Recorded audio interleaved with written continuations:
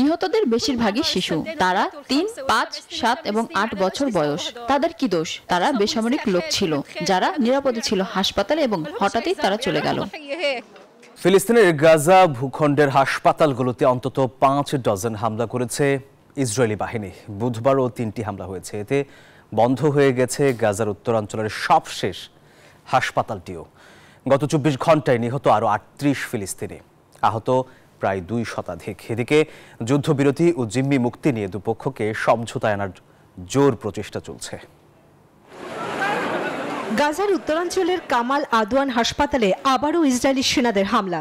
এই নিয়ে অন্তত 60 বারের মতো হাসপাতাল ও তার কাছাকাছি স্থাপনায় হামলা চালালো দখলদার ইসরায়েল। বুধবার রাতে হামলায় বন্ধ হয়ে গেছে গাজার উত্তরাঞ্চলের সবশেষ হাসপাতালটিও।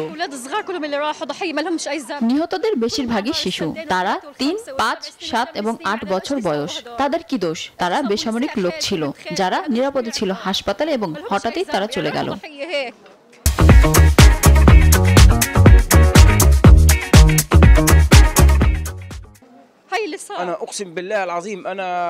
একটি ভয়ানক দৃশ্য। সত্যিই টুকরো টুকরো দেহ দেখে আমি আতঙ্কিত হয়ে পড়েছি। ছোড়া রকেটটি আমেরিকান রকেট বলে মনে হচ্ছে। হামলা হয়েছে দক্ষিণাঞ্চলের খান ইউনিস এবং অবরুদ্ধ পশ্চিম তীরেও। আক্রমণ চালানো হয় কুরসা এবং নাবালুস শহরেও। হতাহত বহু ফিলিস্তিনি। গাজার যুদ্ধবিরতির জন্য প্রয়োজনীয় সব পদক্ষেপের আহ্বান জানিয়েছে চীন। জোর দিয়েছে আলাদা দুটি রাষ্ট্র গড়ে সমাধান আনার।